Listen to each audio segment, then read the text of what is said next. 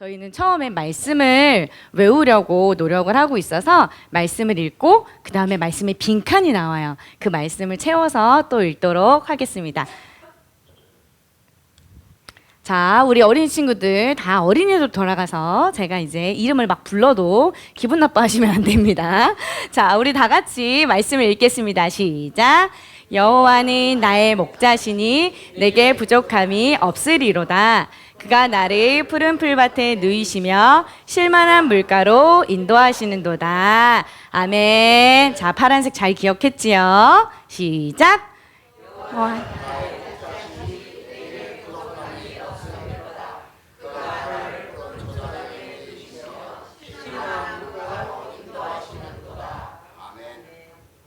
10편, 23편, 1절, 2절 말씀. 아멘. 이것까지 잘해야지 완성이에요. 잘했습니다. 훈련이 잘 된 친구가 있었어요. 오늘의 제목은 따라 읽어볼까요? 부족함이 없으리로다. 부족함이 없으리로다. 아멘. 오늘 말씀은 다윗이 쓴 시편을 한 편 보면서 우리 하나님은 어떤 분이신가 배워보겠습니다. 성경을 친구들 읽다 보면 어린 양에 대해서 많이 나와요. 그런데 우리가 성경을 볼 때 왜 성경에 양이라는 주제가 자주 나올까? 이렇게 생각을 해봐야 돼요. 성경을 읽을 때는 그냥 읽는 게 아니라 왜 그랬을까? 어떻게 되었을까? 이렇게 생각해보는 우리 친구들 되었으면 좋겠어요. 성경에 양이라는 주제가 많이 쓰인 거는 성경이 쓰여질 그 당시에 양을 많이 키우기도 했지만 양의 모습이 우리의 모습과 너무 닮아서예요. 그래서 성경에서 오늘 양을 비유로 말씀하시는데 우리가 양의 실체를 배워보면서 우리 오늘 우리의 모습도 돌아보도록 하겠습니다. 주혜야, 양 하면 어떤 그림이 떠올라요?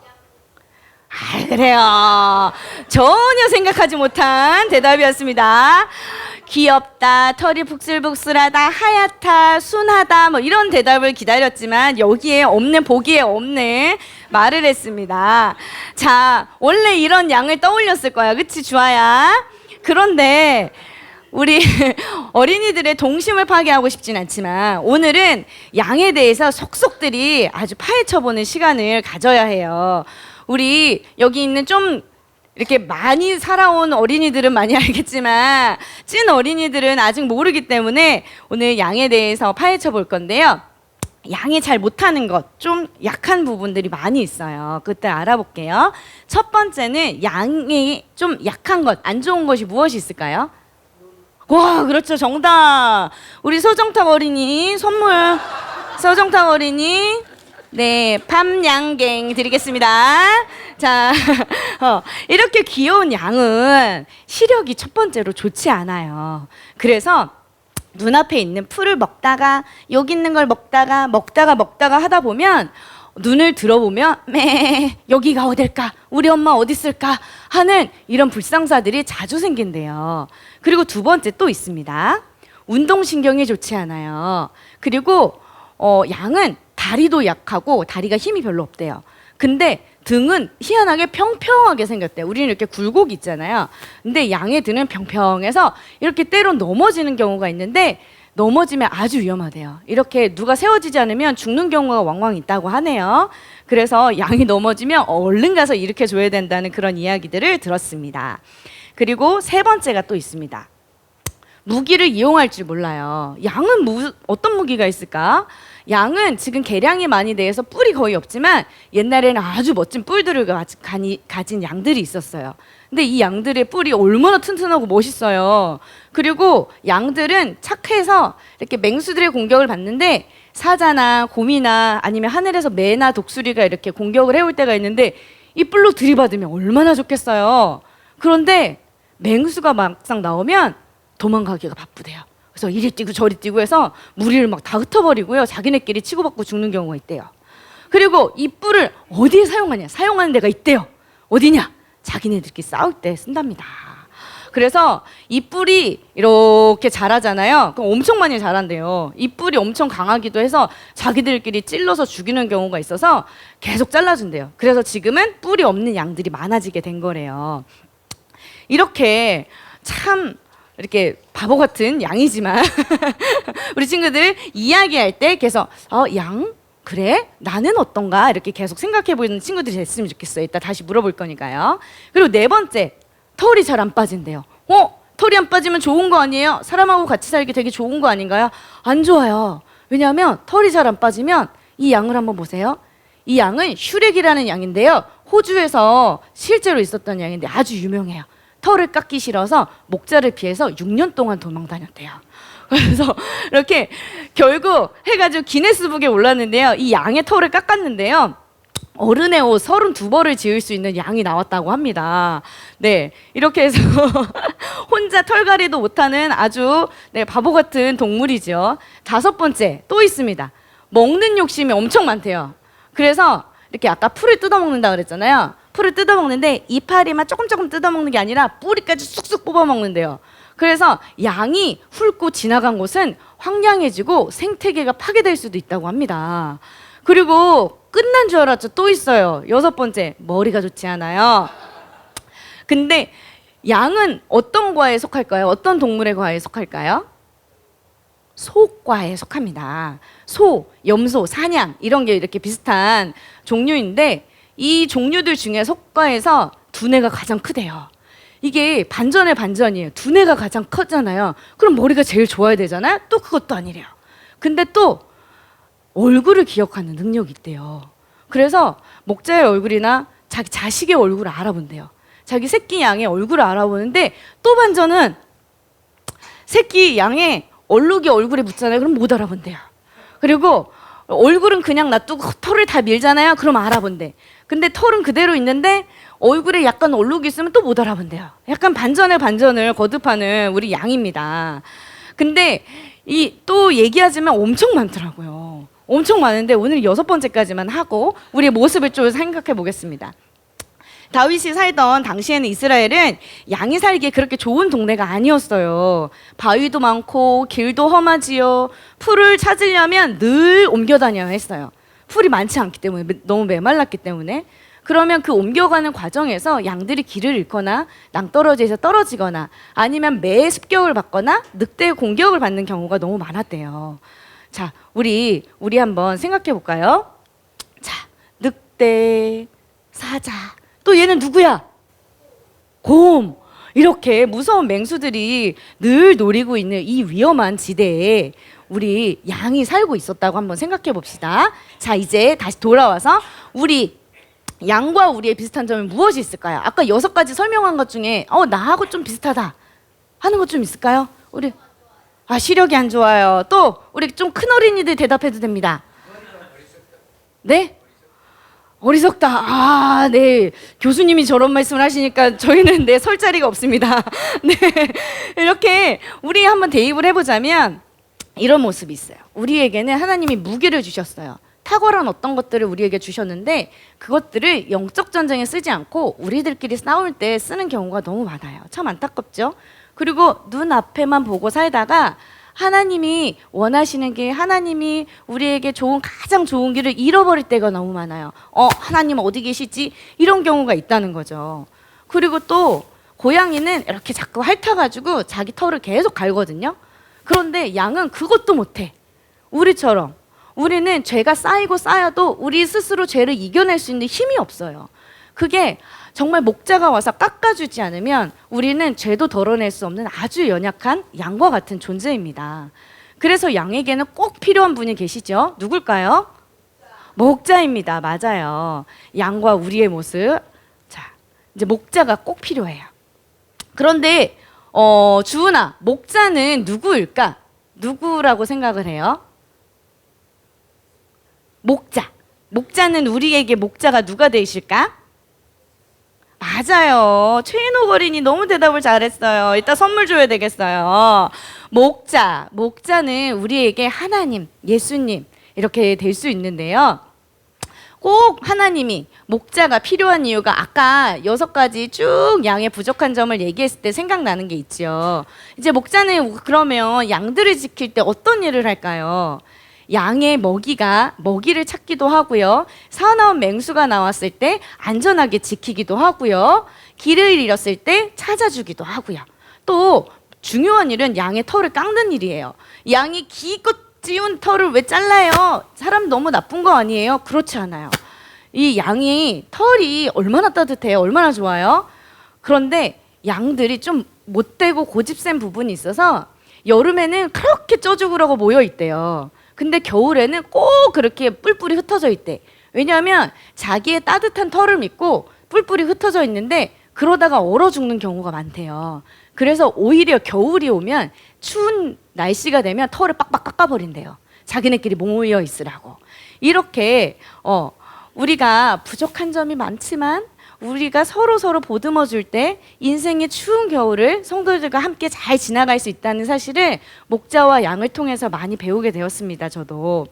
이렇듯 다윗이 시를 지었을 때 양들은 살아가는 환경이 완벽하지 못했어요.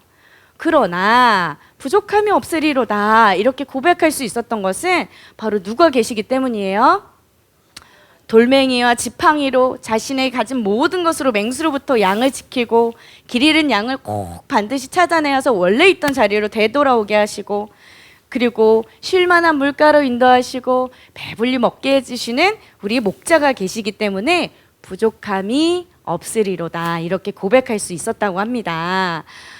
더불어 우리 교회가 바로 그런 주님을 만나는 푸르른 초장과 같은 교회, 쉴만한 물가와 같은 교회가 되기를 축복합니다. 그리고 한 가지만 더 생각해 볼게요.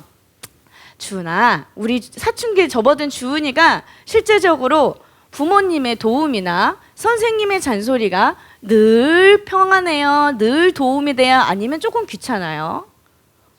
귀찮아요. 좀이라고 했지만 많이 귀찮을 거예요. 제발 나 좀 혼자 내버려뒀으면 좋겠어. 내 마음대로 살았으면 좋겠어 하는 마음들이 우리는 불끈불끈 올라옵니다. 인간은 원래 그렇게 돼 있어요. 그런데 푸른 초원이 늘 있고 물도 늘 철철 흐르고 따뜻하고 춥지도 않고 맹수의 공격도 없고 벌레의 공격도 없고 그런 양이 살아가는 환경이 있을까요? 없다고 하셨죠? 있어요. 어디냐? 뉴질랜드에 있고 오스트레일리아에 있습니다. 오스트레일리아는 다른 말로 뭐라고 할까요? 호주. 그렇죠. 호주와 뉴질랜드에 이런 환경들이 있어요. 그런데 얘네들은 그냥 양을 풀어놓으면 된대요. 목자가 굳이 필요 없어. 먹고 싶을 때 먹고, 누워서 자고 싶을 때 자고, 일어나서 물 먹고, 똥 싸고 뭐 다 해도 돼. 그런데 얘네들이 무서워하는 딱 한 가지가 있어. 맹수도 없대. 근데 딱 한 가지 있어. 무서워하는 게. 그게 뭘까? 어느 날 목자가 나타나는 거예요. 왜? 목자가 나타나는 날은 양이 양고기가 되는 날이기 때문입니다. 우리 주혜가 아까 얘기한 것처럼 얘네들이 딱 무서워하는 한 가지, 목자가 나타나는 날이에요. 우리에게는 목자가 인도자시고 우리를 지켜주시는 분이지만 저렇게 평온한 곳에 사는 곳의 양들은 목자가 나타나는 날, 그날 고기가 되는 날인 거예요. 자, 우리에게 친구들 부족함이 없다는 것은 우리가 많이 가지고 하고 싶은 것, 갖고 싶은 것 모두 누리는 것, 어려운 말로 소유에 있는 게 아니에요. 그것은 무엇이냐면 하나님이 나와 함께 하시고 하나님 손에 내가 붙들려 있을 때 부족함이 없으리로다 이렇게 고백할 수 있는 거랍니다. 우리에겐 사실 부족한 게 너무 많아요. 우리가 지혜가 충만합니까? 지식이 아주 많습니까? 그렇다고 사람의 관계가 늘 원만합니까? 그렇지 않아요. 우리가 갖고 싶은 거, 먹고 싶은 거 다 못할 때가 많아요. 하지만 우리의 생각과 우리의 삶과 우리의 끝이 어떻게 될지 다 아시는 주님께서 나와 함께 해주신다면 정말 내가 두려워할 게 있을까요? 그렇지 않습니다. 늘 푸른 풀밭으로 인도하시고 쉴만한 물가로 인도하시는 우리 삶이 되기를 주님 안에서 축복합니다. 아멘. 우리 이 그림이 너무 좋아서 가지고 왔는데 주님과 함께라면 배불리 먹고 들음을 꼭 하면서 편히 쉴 수 있는 이 어린아이처럼 우리가 그렇게 주님 안에서 쉼을 누릴 수 있는 모두가 되었으면 좋겠습니다. 아멘.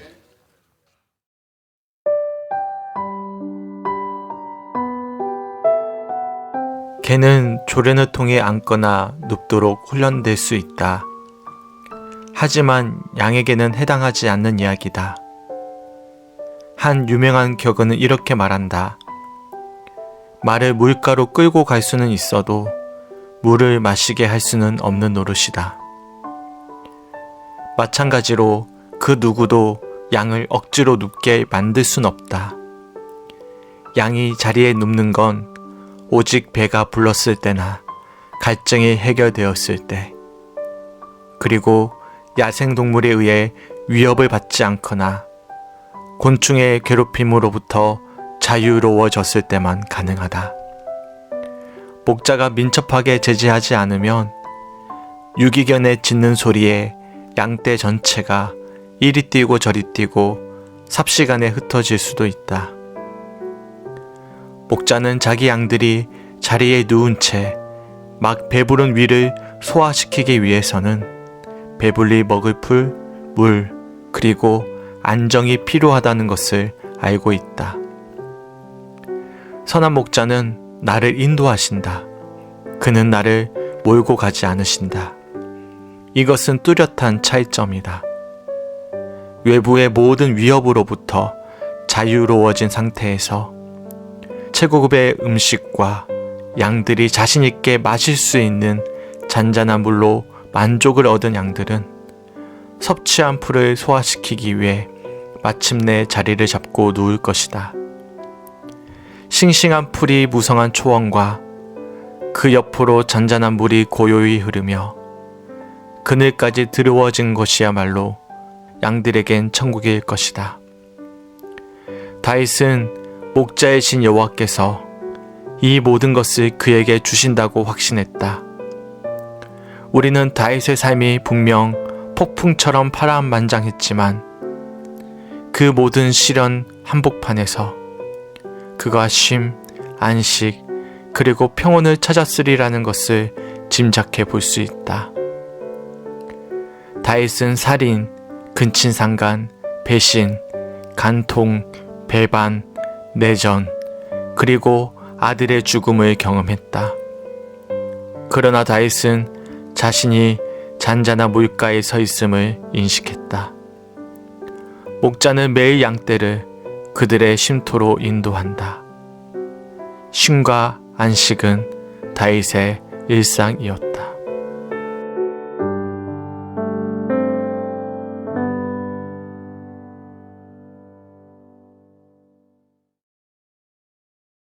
할렐루야.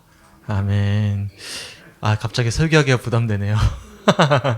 제가 아내와 결혼하게 된 계기가 저희 아내가 유치부 전도사였고 제가 아동부 전도사였습니다. 바로 옆자리에 앉아 있었습니다. 처음에 제가 되게 싫어했어요. 너무 열심히 하는 거예요, 사역을. 저는 대강대강 하고 싶은데. 그래서 너무 오버해서 사역을 하니까 처음에 미웠습니다. 그래서 제가 참 싫어했어요. 근데 갈수록 예쁜 거예요. 어떤 모습이 예쁘냐면 저보다 더 탁월하게 어린이 사역을 잘하는 모습에 제가 반하기 시작했습니다. 그리고 사실 남자친구가 있었거든요. 골대 있는 골대 골급 했다고 그걸 안 들어오나? 막 해가지고 들이밀어가지고 제가 성공을 했거든요. 그래서 결혼을 했습니다. 세월이 지나다 보니까 어린이 사역에 대한 감을 잃어가기 마련이죠. 그래도 최선을 다해서 말씀을 준비한 우리 사모님께 진심으로 감사하고 은혜 받으셨죠? 네, 오늘 되게 많은 어떤 영적 인사이트를 던져주었는데요. 잘 묵상해 보시고 이 6가지의 양의 습성은 사실 우리의 모습과 동일합니다. 마음 깊이 새겨볼 수 있는 시간이 되셨으면 좋겠습니다. 아멘. 자, 이어서 좀 말씀을 좀 나눌게요. 오늘 제목은 똑같은 제목입니다. 부족함이 없으리로다. 시편 23편 1절부터 저는 전체 말씀을 좀 요약해서 좀 나눠보도록 하겠습니다. 우리가 참 좋아하는 말씀이죠. 왜 좋아하십니까? 너무 아름다운 선율로 고백하는 노래이기 때문에 아마 대부분의 신앙을 가지고 있는 성도들이면 한 번쯤은 외워보셨을 그런 유명한 말씀입니다. 근데 오늘 사모님께서 말씀하셨던 것처럼 다윗이 자신을 양에게 빗대어 표현한 이유가 있어요. 왜냐하면 그가 목자였기 때문입니다.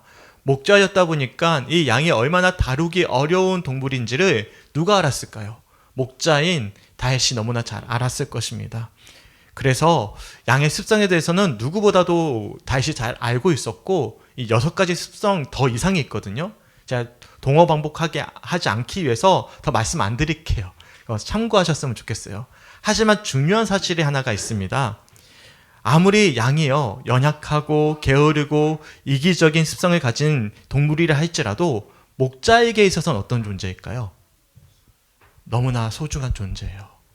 아무리 이기적이고 아무리 게으르고 멍청하고 자기들끼리 싸우는 그런 습성을 가진 동물이더라도 목자에게 있어서는 양은 어떤 존재죠? 너무나 소중한 존재입니다. 실제로 양을 키워본 사람이 있습니다. 필립 켈러라는 분이신데, 그러니까 선교사의 자녀분이세요. 이 자녀분이신데 이 자녀가 실제로 목동 생활을 하면서 경험했던 쓴 유명한 책이 있습니다. 양과 목자라는 책인데 아마 접해본 분들도 계실 거예요. 이분이 처음으로 양을 기르고자 결단하고 양을 구매하는 과정에서 느낀 점을 이렇게 고백을 합니다. 제가 나눠드렸던 참고 자료에도 있거든요. 참고 자료의 앞면은 이 내용이고 뒷면은 아까 전에 우리가 영상으로 봤던 내용이거든요. 참고하시면 될 것 같습니다. 제가 우선 양을 구매하는 목자의 심정을 완전 정말 적나라하게 잘 표현해주고 있어서 제가 한번 읽어드릴게요. 내가 처음으로 양을 기르려고 모험을 할 때 돈을 내고 양을 사는 문제가 얼마나 중요했는지 모른다. 그 양들은 내가 값을 치렀다는 사실만으로도 나의 것이었다.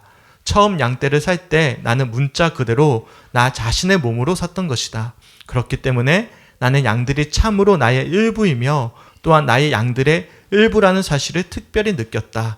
그러나 양을 사던 날 나는 또한 양들이 번성하고 잘 되도록 하기 위해 그날 이후로 내가 그들의 주인으로서 계속적으로 그들을 위해 내 목숨을 내놓아야 하는 길고도 지속적인 여정에 들어섰다는 사실을 깨달았다. 그러니까 양을 구매하는 것 자체가 자신을 내어주는 것과 다름이 없었다라는 고백을 하고 있는 거예요. 아무리 이기적이고 나태한 양이라 하더라도, 멍청한 양이라 하더라도 목자는요 자신의 것을 다 지불하고 구매하는 거예요. 소중해요, 안 소중해요? 너무나 소중한 존재라는 것이죠. 이어서 제가 더 읽어보겠습니다. 양은 사람들이 생각하듯이 제 몸을 돌보지 않는다. 양들은 다른 가축보다 더 끊임없는 주의와 세심한 보살핌을 필요로 한다. 하나님이 우리를 양이라 부르기로 하신 건 역시 우연이 아니다. 앞으로 보게 되겠지만 양과 인간의 행동은 여러 가지 면에서 비슷하다.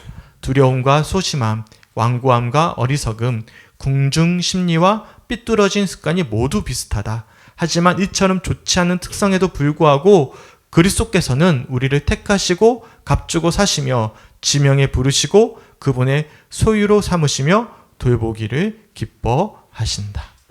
그러니까 비록 양은 다루기 쉽지 않은 나약하고 게으르고 이기적인 동물이지만 목자에게 있어서 양은 무엇보다도 소중한 존재라는 거예요.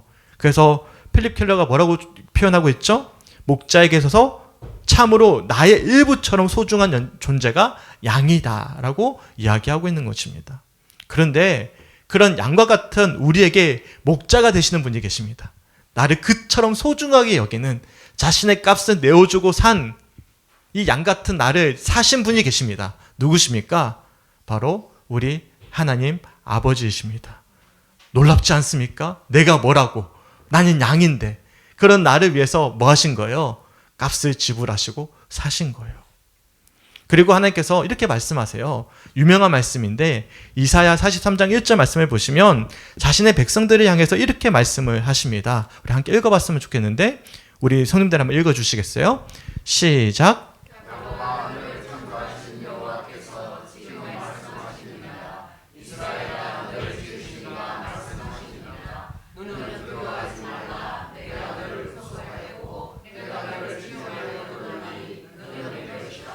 아멘. 혹시 이 찬양 기억하시는지 모르겠어요. 너는 내가 지명하여 불렀나니 너는 내 것이라 내 것이라 너의 하나님이라 내가 너를 보배롭고 존귀하게 여기노라 너를 사랑하는 내 여호와 한번 같이 불러볼까요? 내가 너를 지명하여 불렀나니 내가 너를 지명하여 불렀나니 너는 내 것이라 내 것이라 너의 하나님이라 내가 너를 보배롭고 존귀하게 여기노라 너를 사랑하는 내 여호와라 이렇게 고백하신다라는 거예요. 하나님께서 보시기에 우리는 사실 보잘것없죠. 얼마나 연약합니까? 게으릅니까? 이기적인 양과 같은 존재입니다. 그런데도 놀랍게도 그런 우리를 위해서 하나뿐인 독생자 예수 그리스도를 보내주셨어요. 그리고 양과 같은 우리를 위해서 예수님께서 십자가의 고초를 다 당하셨고 십자가에서 죽으셨습니다. 누구를 위해서? 양 같은 나를 위해서. 그냥 나 하시면 안 됩니다. 오늘은 양 같은 나입니다. 양 같은 나를 위해서 죽으셨어요. 그리고 부활하셔서 지금 누구의 목자가 되어주고 계십니까? 바로 나의 목자가 되어주고 계시는 거예요. 그래서 오늘 본문 이어지는 3절 말씀 보실까요? 다윗이 이렇게 고백을 해요. 제가 한번 읽어드릴게요. 내 영혼을 소생시키시고 자기 이름을 위하여 의의 길로 인도하시는도다. 아멘. 여기 보시면 내 영혼을 소생시키셨다라는 표현 있지 않습니까? 이것을 영어 설교로 살펴보면 나는 낭망했습니다. 하지만 주님께서 나의 영혼을 회복시켜 주셨습니다. 라는 의미로 해석해 볼 수가 있어요. 사실 양과 같은 우리는 날마다 낙심할 수밖에 없습니다. 우리는 마치 잃어버린 양처럼 절망과 좌절 그리고 영원한 슬픔에서 벗어날 수가 없는 존재이죠. 그렇죠.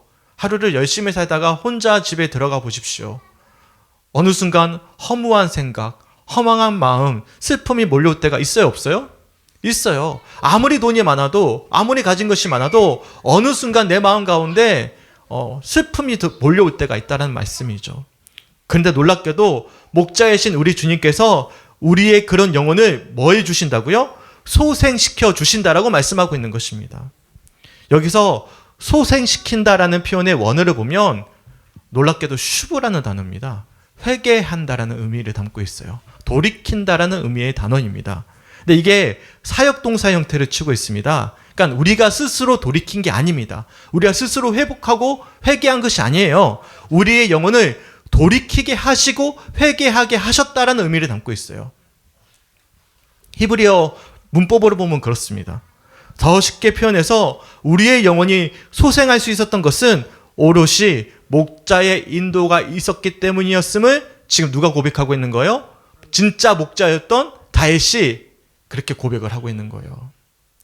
그래서 18세기 목사이자 훌륭한 찬송가 작사가였던 아이작 왓츠는요. 시편 23편을 풀어서 이렇게 노래를 합니다. 제가 한번 읽어드릴게요. 내가 주의 길을 잃었을 때 주님은 나의 방황하는 영혼을 데려다 놓으셨습니다. 그리고 그분의 자비 때문에 나를 진리와 은혜의 길로 인도하셨습니다. 정말 그렇습니다. 잃어버린 양은 스스로 목자를 찾아갈 수가 없죠.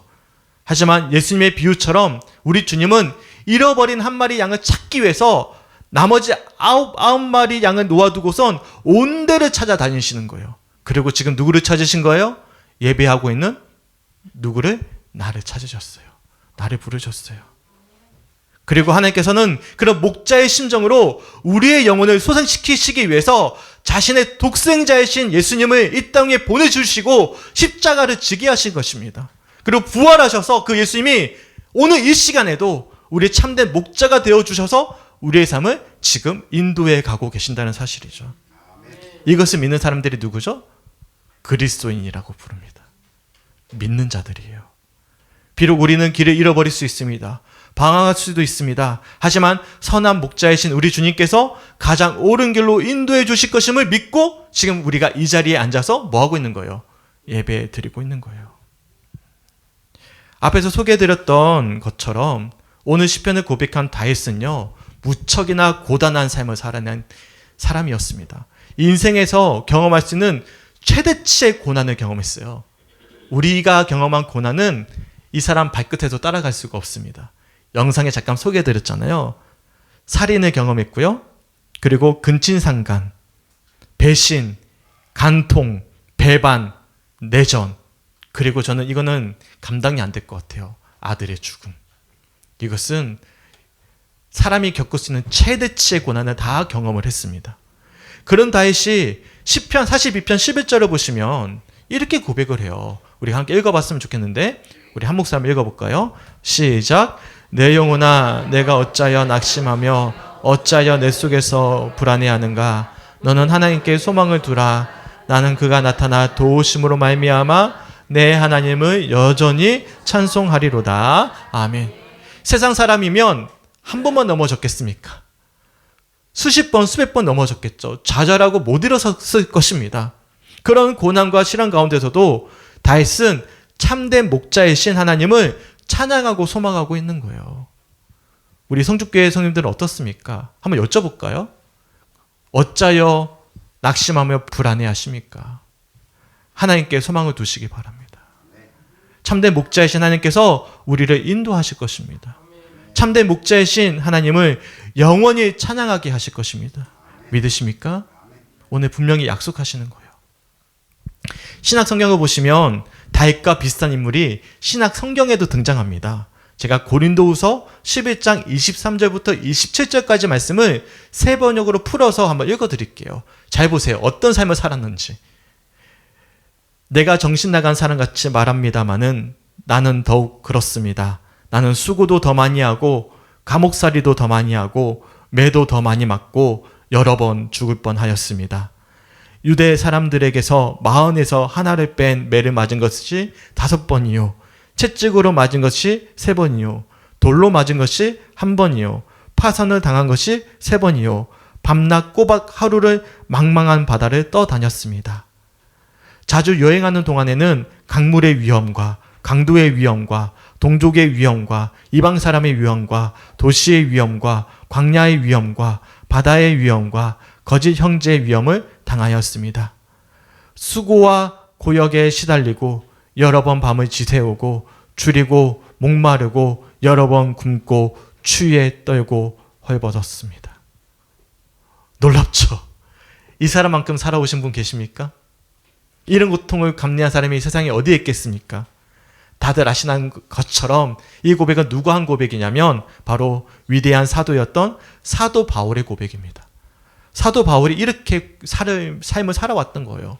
그런데 이 말씀을 하고 나서 이어서 어떻게 찬양하죠? 다 아는 말씀이죠. 고린도후서 11장 30절과 31절 말씀 함께 읽어주셨으면 좋겠어요. 우리 성도들 한번 읽어주세요. 시작.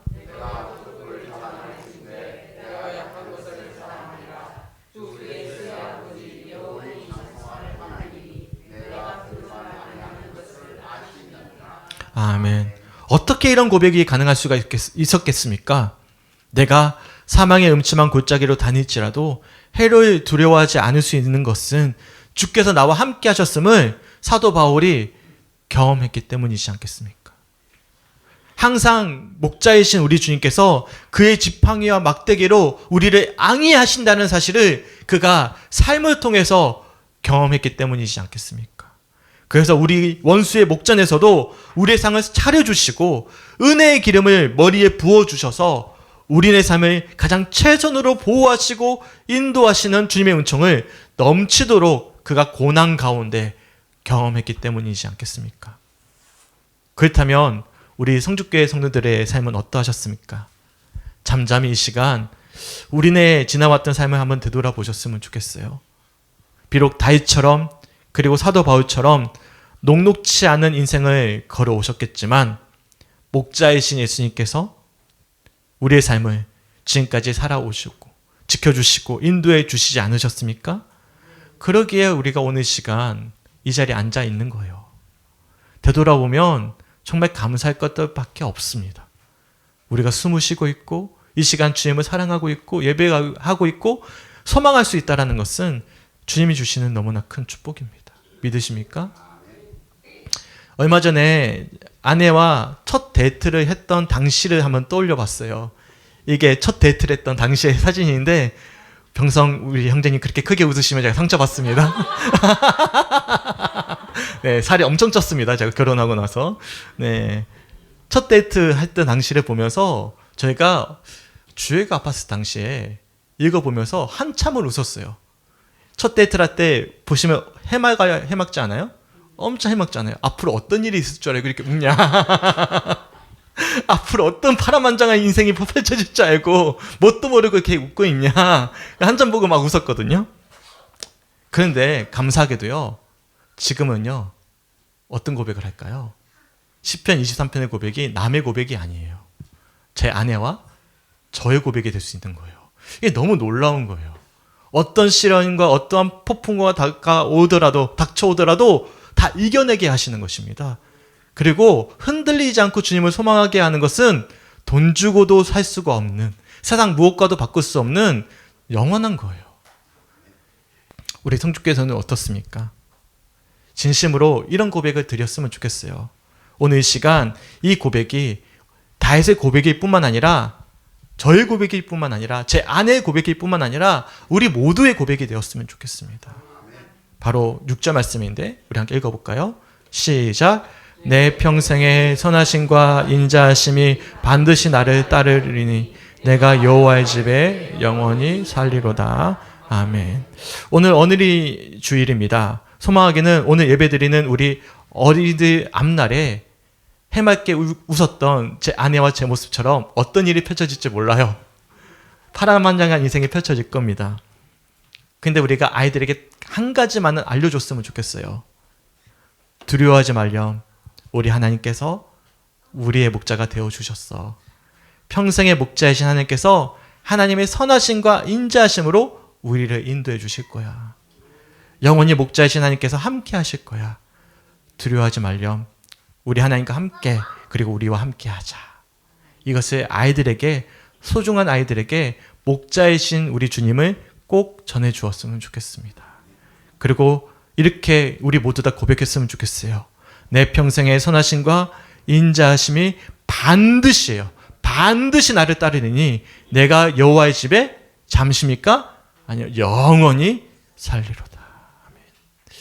마지막으로 제가 참 좋아하는, 개인적으로 좋아하는 찬양 사역자 중에 나무앤이라는 분이 계십니다. 이분이 시편 23편을 부르는 찬양이 있는데요.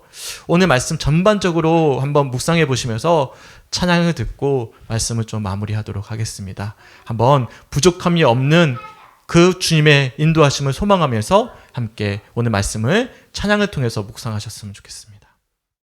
여호와는 나의 목자니 내가 부족함 없으리로다. 그가 나를 푸른 초장에 쉬게 하시고 인도하네.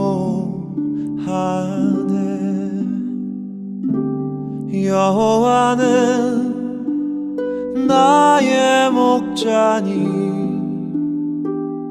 내가 부족함 없으리로다.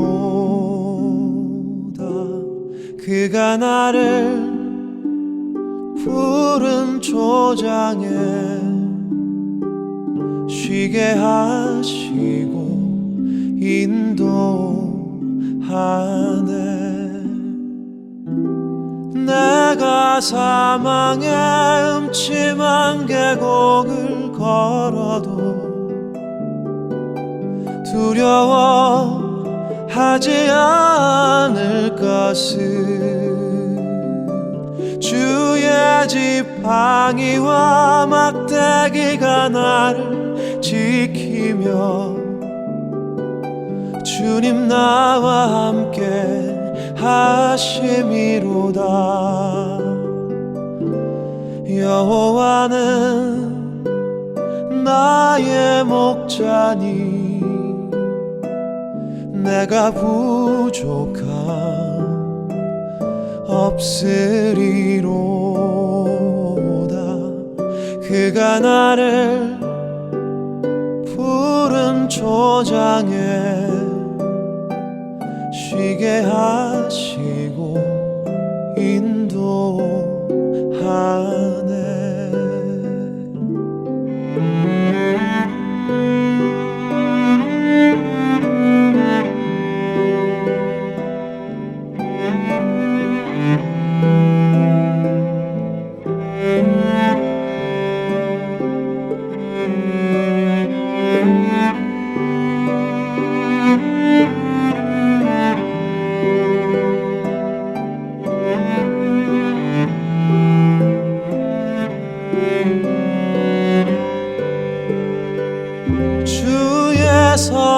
선하심과 주의 한결같은 사랑이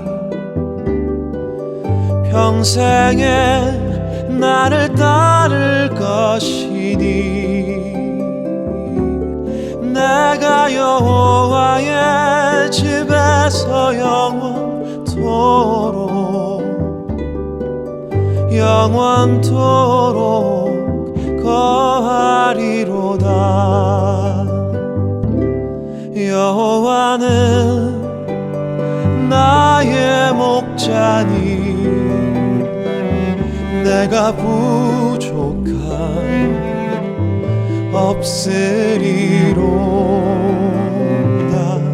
그가 나를 푸른 초장에 쉬게 하시고 인도하네. 쉬게 하시고